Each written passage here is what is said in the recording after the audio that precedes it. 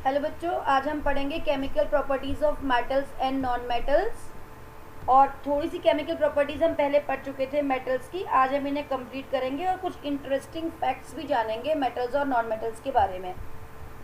हम पढ़ चुके हैं metals are electropositive in nature, और मेटल्स की रिएक्शन हम ऑक्सीजन के साथ कर चुके हैं। जब हमने मेटल्स की रिएक्शन करी ऑक्सीजन के साथ तो उन्होंने मेटालिक ऑक्साइड बनाए जो कि कैसे थे, बेसिक इन नेचर। फिर हमने रिएक्शन विद वाटर पढ़ा था, और रिएक्शन विद वाटर में हमने कहा था कि मेटल जो है वो हाइड्रोक्साइड बनाएगा, बेस बनाएगा और हाइड्रोजन गैस को रिलीज करेगा। अब हमें पढ़ना है रिएक्शन विद एसिड्स। हमने वहाँ पर कहा था कि हम इसके साथ रिएक्शन करा के ये चेक करेंगे कि कौन सा मेटल कितना ज़्यादा रिएक्टिव है, और फिर हम उसे किस तरीके से रिएक्टिविटी सीरीज में अरेंज करेंगे। अब हम मेटल्स की रिएक्शन कराएंगे डाइल्यूट एसिड्स के साथ। अलग अलग मेटल्स की जब हम डाइल्यूट एसिड्स का रिएक्शन कराते हैं तो उनकी जो रिएक्टिविटी होती है वो अलग अलग होती है। जैसे कुछ मेटल्स होते हैं, अगर आप उसका ध्यान रखेंगे, जैसे कॉपर है, सिल्वर है, गोल्ड है, ये रिएक्शन नहीं करते हैं एसिड्स के, डाइल्यूट एसिड्स के साथ। अगर आप इनकी रिएक्शन डाइल्यूट एसिड से कराओ ना तो ये रिएक्शन नहीं करेंगे।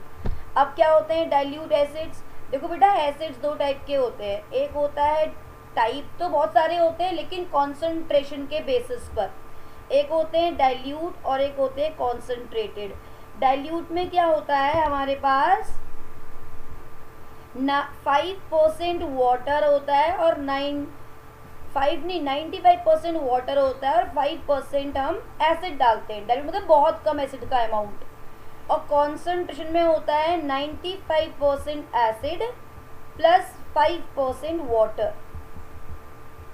ठीक है, तो हम इस तरीके से इनको करते हैं। तो डाइल्यूट का मतलब क्या है कि एसिड में जो सॉल्यूशन है उसमें एसिड का अमाउंट बहुत कम है। डाइल्यूट मतलब बहुत कम अमाउंट, कॉन्सेंट्रेट मतलब बहुत ज़्यादा एसिड।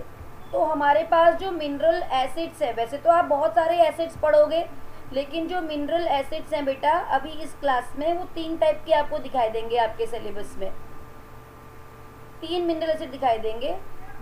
एक कौन सा है, H2SO4, जिसको हम क्या बोलते हैं, सल्फ्यूरिक एसिड। तो सल्फ्यूरिक एसिड आपको क्या मिलेगा, केवल सल्फ्यूरिक एसिड नहीं मिलेगा, कहीं पर आपको लिखा होगा कॉन्सनट्रेटेड सल्फ्यूरिक एसिड और कहीं पर आपको लिखा होगा डाइल्यूट सल्फ्यूरिक एसिड। सेकंड आपको मिलेगा HCl। HCl को होता है, क्या होता है, हाइड्रोक्लोरिक एसिड। हाइड्रोक्लोरिक एसिड ये भी आपको मिलेगा डाइल्यूट एंड कॉन्सेंट्रेटेड। तीसरा आपको मिलेगा नाइट्रिक एसिड। तीसरा होता है नाइट्रिक एसिड, उसका फॉर्मूला होता है HNO3। तो नाइट्रिक एसिड जो है बड़ा खतरनाक एसिड है, मतलब ये सारे ही खतरनाक हैं अगर कॉन्सेंट्रेट कर दिए जाएं तो नाइट्रिक एसिड जो है वो सबसे ज़्यादा खतरनाक है। मतलब ये ऑक्सीडाइजिंग भी होता है, अगर हम यहाँ पे लिखेंगे तो एज वेल एज ऑक्सीडाइजिंग। ये खतरनाक ऑक्सीडाइजिंग, H2SO4 भी ऑक्सीडाइजिंग होता है लेकिन ये स्ट्रॉन्ग ऑक्सीडाइजिंग है। तो आपसे अगर पूछेंगे कि स्ट्रॉन्ग ऑक्सीडाइजिंग तीनों में से कौन सा है तो आप आंसर लिखोगे HNO3 का। तो HNO3 क्या है, HNO3 एक ऑक्सीडाइजिंग एसिड है। अगर आपसे कोई पूछता है कि ऑक्सीडाइजिंग एसिड कौन सा है तो आप बोलोगे HNO3।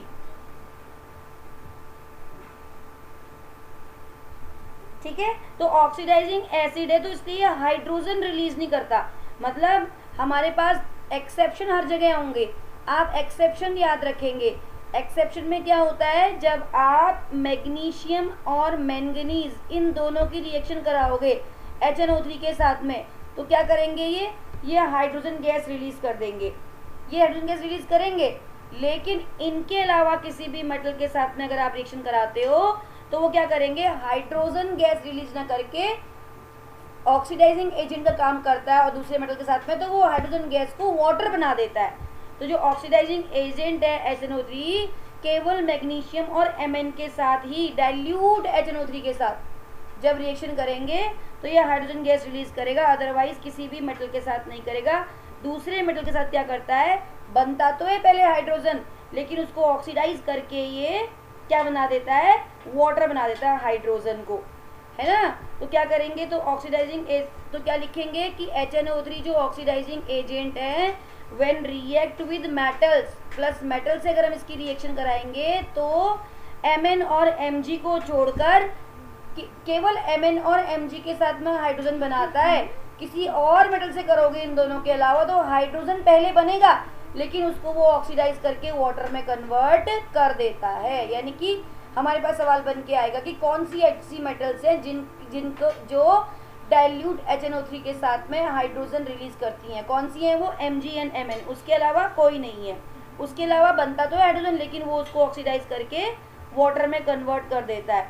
और अगर आप गोल्ड और प्लेटिनम की बात करेंगे तो गोल्ड और प्लेटिनम चाहे कॉन्सेंट्रेटेड HNO3 से कराओ चाहे डाइल्यूट से, रिएक्शन नहीं करेंगे, never, because they are noble metals. ये नोबल मेटल्स हैं, नोबल मेटल्स भाई, नोबल मेटल है, रिएक्शन नहीं करते ऑक्सीजन से किसी है, तभी तो गोल्ड की ज्वेलरी बनती है और प्लेटिनम की भी ज्वेलरी बनती है। प्लेटिनम तो अपने आप में बहुत कॉस्टली होता है ना। तो दोनों नोबल हैं, दुनियादारी से कोई मतलब नहीं है, बिल्कुल अलग, आइसोलेटेड, हमें नहीं करनी किसी से रिएक्शन। केमिस्ट्री के सन्यासी माने जाते हैं ये गोल्ड एंड प्लेटिनम। प्लेटिनम बड़े सन्यासी हैं। जो गोल्ड और जो प्लेटिनम होते हैं ना बच्चों, वो कभी भी रिएक्शन नहीं करते किसी भी अकेले एसिड के साथ में। अगर मैं बना दूं इसकी रिएक्शन एक्वारेजिया के साथ में, एक्वारेजिया जानते हो क्या होता है? एक्वारेजिया होता है दो एसिड्स का मिक्सचर। अगर मैं कॉन्सनट्रेटेड HCl और कॉन्सनट्रेटेड HNO3 को मिला दूं, लेकिन कब? 3 पार्ट इसका 1 पार्ट इसका, मतलब अगर 30 ml में HCl ले लूं और 10 ml कॉन्सनट्रेटेड HNO3 ले लूं तो जो मिलकर बनेगा 40 ml मेरा जो बनेगा बेटा वो होगा एक्वारेजिया। और उस एक्वारेजिया में आपका कौन घुल जाएगा? प्लेटिनम भी और गोल्ड भी। देखो आपने कभी कभी सुना होगा कि लोग आते हैं कहते हैं कि अपने सोने के गहने साफ करवा लो, सोने के गहने साफ करवा लो। क्या करते हैं मम्मी जो होती हैं पहले, अब तो मम्मी अकल वाली होने लग गई हैं, लेकिन पहले जो थे दादा दादी लोग जो होते थे वो कैसे होते थे? थोड़ा बेचारों को कम दिमाग होता था, थोड़ा पता है एक्वारेजिया लेके आ रहा है या फिर हमारा गोल्ड घुल जाएगा। वो सोचते थे कि इसके ऊपर जो मैल चढ़ा हुआ है, जो शाइनिंग कम है वो निकल जाएगी, हमारे गहने साफ हो जाएंगे और हम क्या करेंगे, हम क्या करेंगे, नए साफ गहने पहनेंगे अगली आने वाली शादी में। तो उनको यही नहीं मालूम कि जो लिक्विड वो लेके आया है वो एक्वारेजिया है। जैसे ही लोहा मतलब सोना उसके अंदर डालेंगे तो वो पिघल, उसके अंदर से थोड़ा सा वो पिघल जाएगा, उसका वेट कम हो जाएगा, उसके पानी में चला गया सोना। और वो क्या करेगा उस सोने को, गोल्ड को क्या करेगा, उस जो पानी को, और ऐसे बहुत सारे लोगों के पास जाएगा, पूरे गाँव में टाउन में 10 या 20 लोगों के पास जाएगा, तो सोना उसके अंदर घुलता चला जा रहा है और वो उसके मम्मी पैसे भी ले जा रहा है उल्टा, सब गहने साफ करने के, है ना, ज्वेलरी साफ करने के पैसे भी लेके जा रहा है। और क्या कर रहा है, और क्या कर रहा है, और गोल्ड भी साथ में लेके चला जा रहा है। वाह, मजे मजे, डबल डबल फायदे में हो गया। मम्मी भी खुश, वो भी खुश। अब जाएगा वो और इसको उड़ा देगा, इवोपोरेट कर देगा, एसिड उड़ जाएगा, सोना कलेक्ट कर लेगा, है ना। तो इससे बेवकूफ बनाते हैं। तो गोल्ड और प्लेटिनम जो है वो एक्वारेजिया में घुलते हैं। इस एक्वारेजिया को लैटिन वर्ड में बेटा हम बोलते हैं, लैटिन वर्ड जो इसका है उसका है royal water, royal water, royal water भी बोलते हैं इसको लैटिन में, ठीक है। और हाईली कोरोसिव होता है, फ्यूमिंग लिक्विड होता है, लेकिन इतना ज़्यादा नहीं, फ्यूमिंग नहीं, थोड़ी बहुत फ्यूमिंग, थोड़ा मतलब बहुत सारी। वैसे तो असली जो होता है बिल्कुल कॉन्सेंट्रेट, वो बिल्कुल बहुत ज़्यादा फ्यूम्स निकालता है। और इसके अंदर क्या होता है, गोल्ड प्लेटिनम दोनों घुल जाते हैं। और लेकिन अकेले अगर इन एसिड्स को आप रिएक्शन करवाओगे गोल्ड और प्लेटिनम से तो वो रिएक्शन नहीं करेंगे, केवल एक्वारेजिया ही इसके साथ रिएक्शन करेगा। अब अगर आप मेटल की, मतलब कि सोडियम मेटल की रिएक्शन आप किससे कराओगे? वाटर से कराओगे। देखो बच्चों, सोडियम मेटल की रिएक्शन वाटर से नहीं, डाइल्यूट HCl से। अगर मैं इसकी रिएक्शन डाइल्यूट HCl से कराऊं तो क्या हो जाएगा, ये वायलेंटली रिएक्शन करेगा, क्योंकि आपको मालूम है ना सोडियम क्या है, बहुत रिएक्टिव है, वेरी रिएक्टिव मेटल है ना, इसीलिए तो उसको केरोसिन में रखा जाता है। और बहुत सॉफ्ट है, चाकू से कट जाता है, तो क्या है, वायलेंटली रिएक्शन करता है। और जब आप इसकी रिएक्शन कराओगे तो क्या करेगा, ये सॉल्ट बनाएगा NaCl, और क्या करेगा, हाइड्रोजन गैस रिलीज करेगा HCl के साथ में। और मैग्नीशियम क्या है, सेकेंड ग्रुप का है, बहुत अच्छा मेटल है, लेकिन अगर आप इसकी रिएक्शन HCl से कराओगे तो ये तो वायलेंटली कर गया रिएक्शन, मतलब बहुत जल्दी से, ठीक है। लेकिन ये करेगा, ये भी रिएक्शन करेगा, लेकिन क्वाइट रैपिडली, मतलब तेज, लेकिन उतना वायलेंटली नहीं, रैपिडली ये भी जल्दी करेगा लेकिन इससे कम, है ना। ये भी क्या बनाएगा, मैग्नीशियम क्लोराइड बनाएगा और हाइड्रोजन गैस रिलीज करेगा, उड़ जाएगी हाइड्रोजन गैस। उसके लिए हम एरो से शो करते हैं, ऊपर को उड़ता हुआ है, ऊपर को एरो मतलब क्या, उड़ गई गैस। नीचे को एरो कहीं पे लगाएंगे तो प्रेसिपिटेट बैठ गया बॉटम पर। और अगर आप इसकी जिंक की रिएक्शन कराते हो, जिंक की रिएक्शन कराते हो डाइल्यूट HCl से, तो ये भी करेगा लेकिन बहुत इसके कंपैरिजन में कम, मतलब सिर्फ आप रैपिडली लिख सकते हो। ये भी बनाएगा ZnCl2 और हाइड्रोजन गैस यहाँ से रिलीज हो जाएगी। ठीक है बेटा। ऐसे ही आयरन की करते हो तो बेटा आयरन तो बहुत ही स्लोली करेगा, क्योंकि आपको पिछले लेक्चर में भी मैंने बताया था कि आयरन बहुत स्लो रिएक्शन करता है। तो ये स्लोली रिएक्शन करेगा और क्या बन जाएगा, जल्दी से बताओ, FeCl2 + H2। और अगर आप कॉपर की रिएक्शन कराने बैठोगे HCl के साथ में, तो कॉपर तो बहुत ही कम रिएक्शन करता है, ये तो रिएक्शन ही नहीं करेगा, नो रिएक्शन।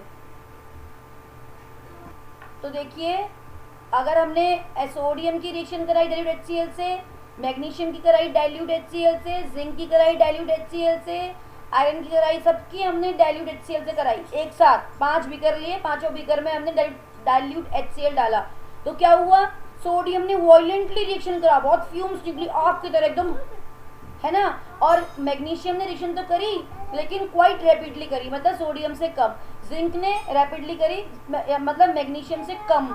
और आयरन बहुत स्लोली रिएक्शन कर रहा था और कॉपर ने रिएक्शन ही नहीं करी। तो हम क्या कर सकते हैं, कंक्लूड कर सकते हैं, ये बोल सकते हैं कि सोडियम ज़्यादा रिएक्टिव होता है मैग्नीशियम से, और फिर जिंक, और फिर Fe, और फिर कॉपर। तो ये क्या बन गई, एक सीरीज बन गई इसकी रिएक्टिविटी की। और किसने प्रूफ किया, जब हमने इसकी रिएक्शन डाइल्यूट एसिड्स के साथ कराई तो इन्होंने प्रूफ किया कि सोडियम बहुत रिएक्टिव है, फिर मैग्नीशियम है, और सोडियम किसका है, फर्स्ट ग्रुप का मेंबर है। ये कौन से ग्रुप का है, सेकंड ग्रुप का मेंबर है। फिर ये क्या है, डी ब्लॉक एलिमेंट हो गए, है ना। तो सबसे ज़्यादा अच्छा मेटल कौन सा हो गया, पहला ग्रुप हो गया, फिर उससे फिर सेकंड ग्रुप हो गया, फिर डी ब्लॉक के एलिमेंट्स हो गए। देखो Na Mg Zn FeC, तो एक सीरीज बन गई, इसको बोलते हैं रिएक्टिविटी सीरीज।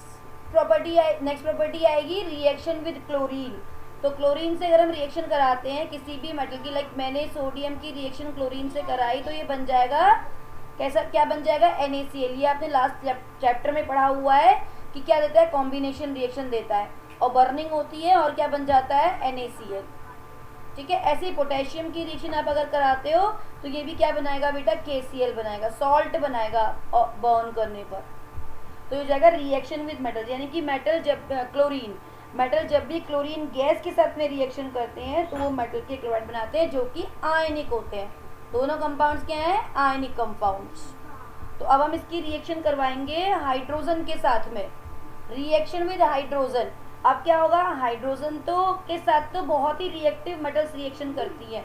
कौन सी होती है रिएक्टिव मेटल्स, एल्कली मेटल्स, पहले ग्रुप की मेटल्स। एल्कली मेटल्स कौन सी होती है, जैसे सोडियम, पोटेशियम, है ना, कैल्शियम सेकंड ग्रुप का मेंबर। तो पहले और सेकंड ग्रुप के जो मेंबर्स होते हैं, जो मेटल्स होते हैं, बहुत ही रिएक्टिव होते हैं। तो वो हाइड्रोजन के साथ में अगर रिएक्शन करेंगे, हाइड्रोजन गैस के साथ में, ये तो सॉलिड है आपका सोडियम, जब रिएक्शन करेगा तो ये बनाएगा हाइड्राइड, NaH, इसको बोलेंगे सोडियम हाइड्राइड। इनकी बड़ी कहानी है बेटा, आगे क्लासेस में आप इसको बैलेंस कर सकते हैं। यहाँ 2 सोडियम है, 2 सोडियम हो जाएंगे, 2 H हो गए। ऐसे कैल्शियम भी जो होता है वो H2 से रिएक्शन करके ये बना देगा आपका CaH2, ये हो जाएगा आपका कैल्शियम हाइड्राइड। ठीक है। तो ये हाइड्राइड्स बनाते हैं जो कि अपने आप में क्या है, आयनिक कंपाउंड्स हैं। ये भी आयनिक कंपाउंड्स होते हैं। एसिड्स के साथ रिएक्शन करने से और इन सब के साथ रिएक्शन की को कंपैरिजन करने के बाद एक रिएक्टिविटी सीरीज बनाई गई, और जिस रिएक्टिविटी सीरीज में मोर देन 200 स्पीशीज होते हैं, लेकिन हमारे लिए थोड़ी सी इंपॉर्टेंट है, हमारा काम इनसे चल जाएगा, हमें सबके साथ डील नहीं करना है, हमें कुछ के साथ डील करना है। उसकी एक सीरीज बन के आई, वो क्या बन के आई, इससे आप लिख सकते हो, लिख बसर का नाम, लिख बसर ना काम होता है बेटा, लिख बसर ना काम, मग एल्जनकर, इसके बाद यहाँ पे फैसड कोनिसन, हाइड्रोजन के बाद चापा मतलब कॉपर, चांदी दे, चांदी मतलब Ag, सोना ले, प्लैटिनम, इसके नीचे ये। उसके बाद ये आ गया आपका सबसे कम, ये आ गया आपका रिएक्टिविटी सीरीज, यानी कि जो ऊपर मेटल्स हैं वो ज़्यादा रिएक्टिव हैं, और जो नीचे मेटल्स हैं, यहाँ पे जगह नहीं थी तो मैंने यहाँ पे लिख दिया, तो एक पूरा सीरीज है नीचे की तरफ। तो सबसे ज़्यादा रिएक्टिव कौन सा हो गया? लिथियम। अब हम क्या करेंगे, जब हम किसी भी मेटल की रिएक्शन किसी दूसरे मेटल के सॉल्यूशन के साथ कराएंगे, यानी कि अगर देखो, अगर मैं Fe की रिएक्शन किससे कराऊं, CuSO4 से। सीरीज में देखो बेटा, Fe कहाँ है, ऊपर है कि नीचे है, यहाँ चेक करो। Fe कहाँ है, लिख बसर का नाम, नाकाम मगेलजन कर पैसेड कोनिसन, ये रहा Fe, कॉपर रे रहा। कॉपर ज़्यादा रिएक्टिव है तो क्या करेगा कॉपर,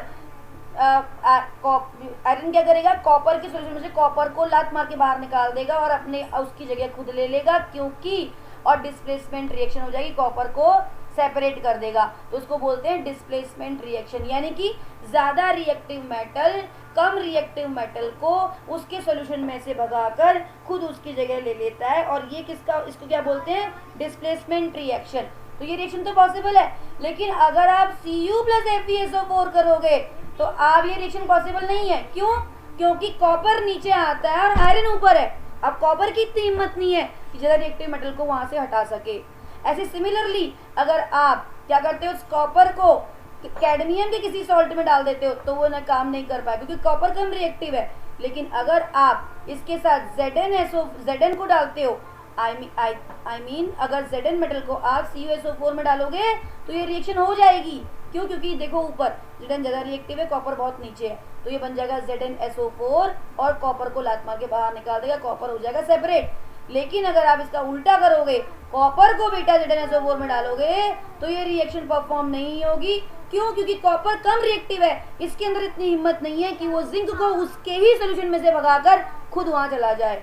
तो कभी भी ऐसा आता है कि ये रिएक्शन पॉसिबल क्यों नहीं है, तो आपको हमेशा रिएक्टिविटी सीरीज ध्यान रखनी है, और इसके न्यूमेनिक से लिख बसर का नाम नहीं, लिख बसर नाकाम मगेलजन कर पैसेड कोनिसन, हाइड्रोजन के बाद चापा चांदी दे सोना ले प्लाटिनम। इस न्यूमेनिक को मैंने किया, बार बार इसको सुने और आप लिखें, आपको लर्न हो जाएगा। बार बार लिखें बेटा, जब भी आप खेलने जाते हो, जब भी आप कुछ भी काम करते हो, आप एक जगह से दूसरी जगह जाते हो, आप अपने घर में अपने भाई बहनों के साथ खेलते हो, तो अपनी उंगलियों के बीच बीच में यहाँ पर लिख लो, लिख बसर नाकाम मगेलजन कर पैसेड कोनिसन, हाइड्रोजन के बाद चापा चांदी दे सोना ले। जब हम छोटे थे ना, खेलने जाते थे, सबके घर में खेलने का टाइम होता, सब बच्चे खेलते हैं, खेलने का टाइम होता है, तो हम क्या करते थे, ऐसे लिख के बैठ के नहीं पढ़ते थे, कभी भी लिख के नहीं पढ़ते थे कि बर्डन समझ के पढ़ाई को। हम क्या करते थे कि जो हमें याद करना होता था, मैडम ने आज एक न्यूमेनिक बता रखा है, तो हम क्या करते थे, अपनी उंगलियों के बीच में उसको लिख लेते थे, बस उसको बार बार पढ़ते, खेलते भी रहते थे, उसको बोलते रहते थे, खेलते रहते थे, बोलते, अपने आप याद हो जाता था। तो ये बचपन का ही याद किया हुआ है, खुद की बनाई हुई ये सब सीरीज। लिख बसर नाकाम मगेलजन कर पैसेड कोनिसन, हाइड्रोजन के बाद चांदी दे सोना ले, ये आयन्स होते हैं, लेकिन मैंने मेटल की फॉर्म में लिखा रखे। आगे चल के जाओगे तो आपको कुछ समझ में और भी अच्छी चीज़ें आएंगी, बट अभी आप ऐसे याद कर लो, इतना बहुत है आपके लिए, आपका काम हो जाएगा।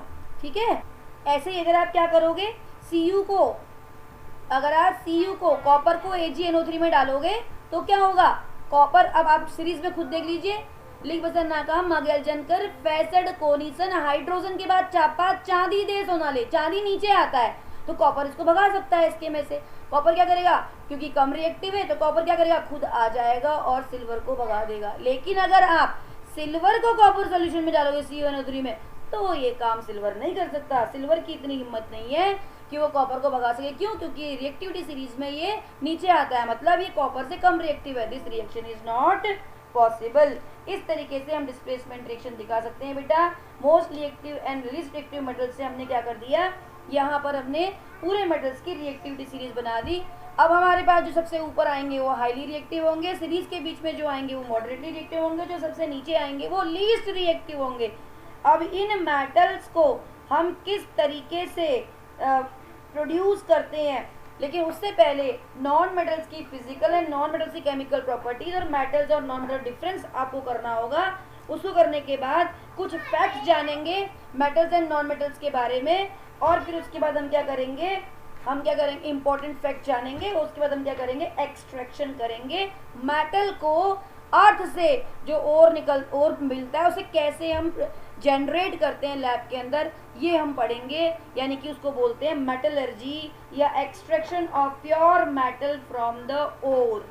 ठीक है, तो वो सारी चीज़ें पढ़नी पड़ेगी। बड़ा मज़ेदार चैप्टर है, एंजॉय करके पढ़ो, खुश होकर पढ़ो, मज़ा आ जाएगा। पढ़ाई को बर्डन मत समझो और पढ़ाई को अपना फ्रेंड बनाओ। अगर फ्रेंड बनाओगे तो ये तुम्हारा बहुत साथ देगी, दोस्त बनाओ। बोर हो रहे हो, किताब उठाओ। किसकी किताब? जरूरी नहीं केमिस्ट्री पढ़नी है, फिजिक्स पढ़नी है, मैथ्स पढ़ना है। आप क्या करो, कहानी की किताब उठा लो भाई और पढ़ो, लेकिन पक्का बुक्स को अपना फ्रेंड बनाओ। क्योंकि देखो यूट्यूब में जिसने लेक्चर डाला है उसने वो डाला है जो कुछ चीज़ें फैक्ट। आपको आइंस्टीन के बारे में जानना है, सारी बातें नहीं डाली होंगी, तो क्या डाला होगा, एक उनकी जीवन का फैक्ट। अगर आपको आइंस्टीन के बारे में जानना है तो आप क्या करो, उनकी बुक पढ़ो, है ना बेटा। ऐसे ही उनके बारे में उनकी किताबें पढ़ो। तो साइंटिस्टों के बारे में जानना है तो उनकी अलग से बुक्स आती है, जरूरी नहीं कोर्स का ही पढ़ना है। तो इससे हमारी नॉलेज बढ़ती है। पढ़ो, इनको मित्र बनाओ, दोस्त बनाओ, ये तुम्हारा बहुत साथ देंगे। लेक्चर पसंद आया है तो लाइक करो, शेयर करो, सब्सक्राइब करो और पढ़ते रहो कंटिन्यूटी में। नेक्स्ट में हम मिलेंगे physical and chemical properties of non metals के साथ में, फिर हम पढ़ेंगे मेटलर्जी।